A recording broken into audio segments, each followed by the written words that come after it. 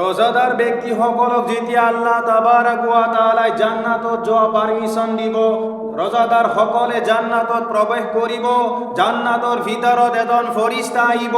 এইজন ফরিস্তা আহিয়ে এটা কোরআনৰ আয়াত তেলাওয়াত করিব।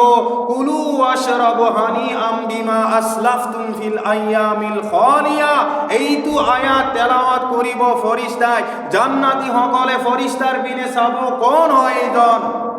তেতিয়া ফরিস্তা হুকুম করিব, জান্নাতি সকল তোমালোকে দুনিয়ার বুকু যেনেকৈ আল্লাহর হুকুম রোজা পালন করিছিলে, এই রোজার বদলা আল্লাহ পাক রব্বুল আলামিনে আপোনালোকক দান করিছে।